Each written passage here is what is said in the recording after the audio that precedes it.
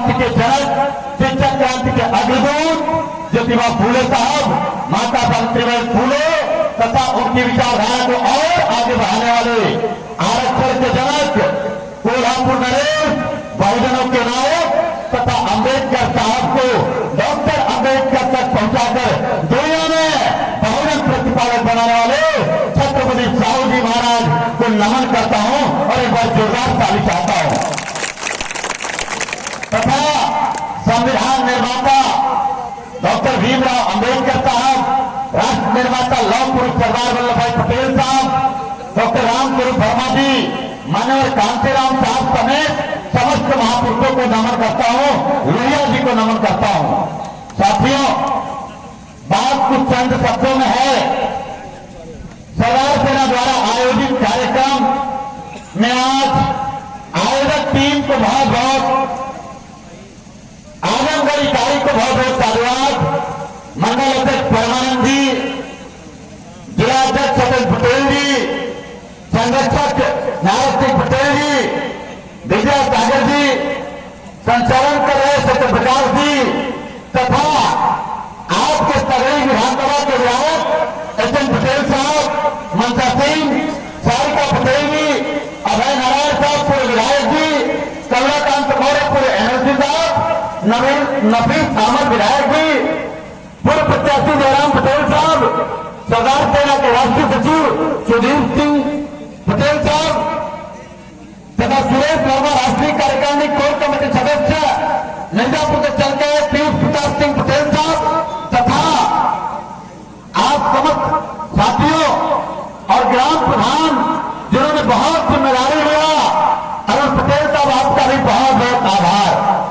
असल में आज जिन मुद्दों पर बात करने के लिए हम आए हैं, माननीय अखिलेश यादव जी समाजवादी पार्टी के राष्ट्रीय अध्यक्ष, पूर्व मुख्यमंत्री उत्तर प्रदेश तथा वास्तव में युवाओं के सिरमौर से बहुत लंबी चर्चा हुई। उन्होंने निश्चित रूप से अभी ठीक कहा आदरणीय विधायक जी ने, उनके सारे बातों को सहमति जताते हुए मैं अपनी बात को आगे आप सबके बीच में बढ़ा रहा हूं।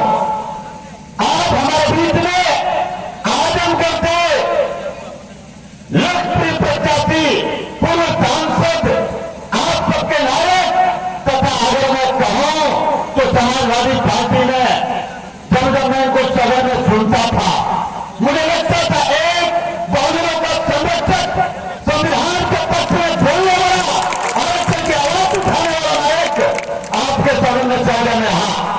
आज दोबारा हमें मौका है आजमगढ़ की धरती से फिर उसी सदन में पहुंचाकर बहुजनों की आवाज उठाने का मौका देने का। 3-4 सवाल है जिन सवालों का चर्चा आप सबसे पूछना चाहता हूं। पहला मैं आप सबसे पूछना चाहता हूं, जवाब भी चाहता हूं। आज आजमगढ़ की जनता से मैं आपसे सवाल करता हूं, 2014 में गुजरात से गैंग आया, हमने आपको झुकलर गैंग यानी बेवकूफ बनाया। क्या कहा था? वो 3-4 बातें मोटी मोटी आप सब चर्चा करिए। उन्होंने कहा था हर साल 2 करोड़ युवाओं को सरकारी नौकरी या रोजगार देंगे। कहा था कि नहीं कहा था? जोर से बोलिए, कहा था कि नहीं कहा था? कहा था। 10 साल बीत गए, 10 साल में 2 करोड़ हर साल मतलब 20 करोड़ हो गया। और 20 करोड़ नौकरी की बात करें तो 7 लोगों, 8 लोगों का अगर परिवार है तो 20 करोड़ लोगों को नौकरी मिलती तो हर परिवार में एक सरकारी नौकरी या रोजगार मोदी जी के आधार पर उनको दे देना चाहिए था। होना चाहिए था कि नहीं चाहिए था?